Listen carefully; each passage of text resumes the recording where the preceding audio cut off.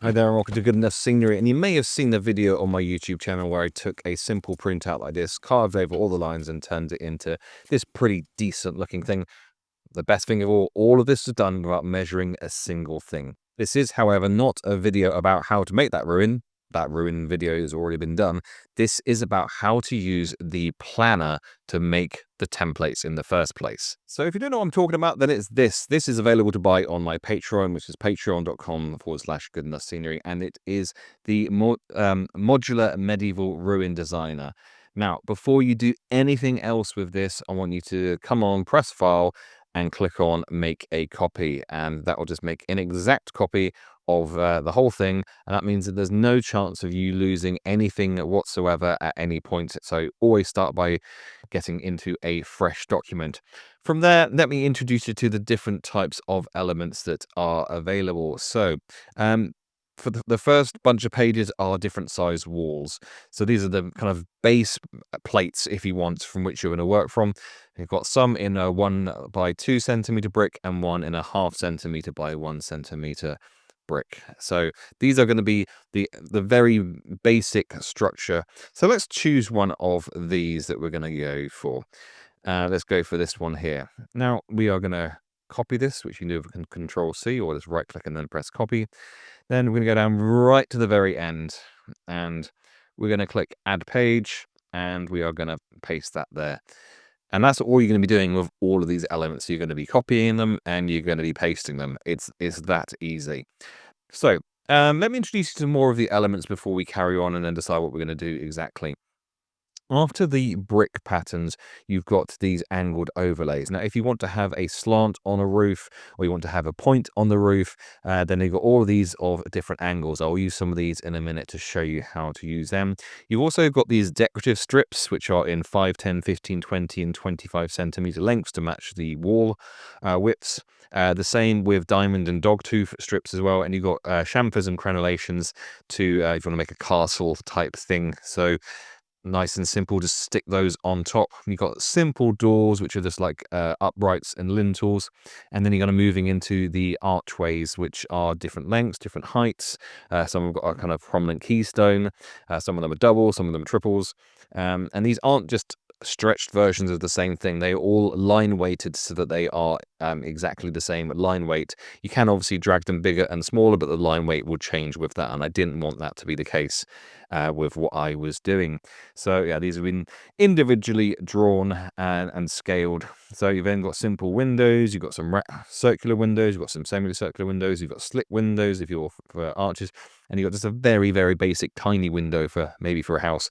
And here at the bottom, you've got an example of one of the things that the template that I used to make the ruin in the video, which you may or may not have seen on YouTube. With that in mind, let's now turn this into something a bit more interesting. So we have our wall, and the first thing I'm going to do with it is to grab one of these angled things here. So let's go for this one here. All I'm going to do is going to copy it, and I'm going to come down to the very bottom, and I'm going to paste that, and I'm going to put it a good way down here like this, and then I'm going to just drag up at the corner there. And that's going to create a really nice angle on that. So you've got a flat bit at the top and then a gentle slope down to whatever height that is here. Not entirely sure what this building is or what it's going to be. I'm just going to kind of make it up as I go along and see what happens with it. Before I get into any more, now I've put a single thing on, I want to talk about layering with you. Now, Canva works in terms of layers with things being on top of each other. Now, this here at the moment is on top of this brick, so the angle is on top of the brick. If we were to right click on it, go to the layer option, say send backward, all of a sudden it's not behind anymore. So if you ever want to move things around, you can bring things to the front, bring things to the back, so you can, and there's also hotkeys to make that happen as well. So it's really, really simple to use. If for some reason you wanted it to be on the other side, you can flip things horizontally. You could even flip it vertically if you wanted to, just with the flip options there. But this is what we're going to start with here. A nice basic wall with a bit of an angle on it. But I want to make it a bit prettier, so I'm going to go and grab one of the strips here. I think we'll go for this kind of denture type strip. I think it might be called, but I'm going to paste that, and I'm going to have that at the height where the angle starts. So just about there, I think would be good. And I want to have some windows and a door. So I'm going to find a suitable door. I think all these archways feel a little bit complicated for what I'm thinking of. So let's go for this door here. And this could obviously be done as a stone thing, or it could be done as a wood thing with a wooden lintel. But I'm going to paste this in, and I'm going to have the doorway all the way over on this side here. And then you can either drag this around, or once you put it into place, you can use the arrow keys just to kind of nudge it around to a position that feels good for you. So I'm going to go for there, let's say. Right.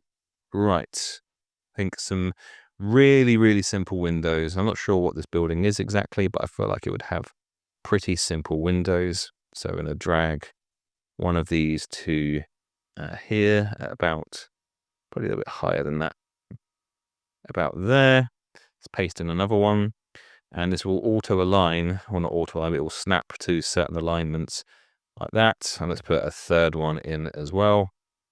And you can see how that's not me trying to put it there. There's kind of naturally snapping to a thing where it says like this is equal. If I can go there again, equal distance, equidistance, like that.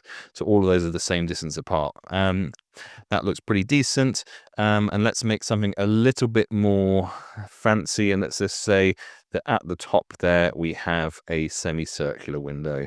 So again, just paste that. That's a little high. Let's make it aligned with that window there, like that. And sure enough, that is a side of a building. That took literally just a couple of minutes, and that's one side of it done. Now, if you're going to be doing like a full building that's going to have a roof on it, we're never going to see the inside, then cool, that's done, that's completed. If, however, this is going to be something where you play the inside is playable, or it's a corner ruin or something where you're actually going to see the other side of it, then you need to make an exact copy of this and have it mirrored. Now, it would be lovely if we were to be able to go on here and just use the flip thing, and the whole thing flipped around. But as you can see, all the elements just flip individually in place. So that's not very helpful for us. So instead, we're going to drag and select all of it. We are going to right click on that, and there's a little option at the bottom, which may be cut off the screen at the moment, that says download selection. A PNG is absolutely fine, and that's going to take a couple of seconds to download. Whilst that's doing that, we're going to create a new page. Now we're going to come up and drop this downloaded image on here like this. And you can see it looks unsurprisingly exactly like the one we just made. But because Canva doesn't like scaling things well, we can have to drag that to the right size again, and then we can flip it horizontally, and lo and behold, you have the other side of this wall. So you can just drag that into place here like that, and that is a wall designed and both sides of it ready to go. From here, I'm going to click share, going to click download, and we're going to go to PDF print as our option, and we only want pages 54 and 55. And then we can click download. You don't need to download the whole thing. That'll just take a little bit of time to do. You're going to click to open that. And there we have it. That is both sides of a wall ready to print out and then score the lines upon. So in terms of printing, just a couple of things to point out here. So we go onto our printer. In the more settings thing normally, we want to make sure that the scale is at 100%. This was a bit of wall. It was designed to be 25 by 20, I think. So if that's not set at 100%, then this will not be a 25 centimeter length. It will be whatever percentage of that. So just making sure that is at 100%, and you want to make sure you're not printing on both sides, because you need one bit of paper for each side. Once you've done that, it's just a case of pressing print, and you're good to go. You have your template done. So yeah, that's how you can make a medieval building ruin wall with a drag and drop template. But you only have access to this if you purchase the Good Enough Buildings Medieval Edition kit, which is available on my Patreon, which is patreon.com/Good Enough Scenery. If you're not ready to pay any money yet, then check out the free template which is on there, which was used to make the ruin which you're looking at right now. So hope you've enjoyed this. If you have any questions, leave them in the comments. Otherwise, I will catch you for another video soon.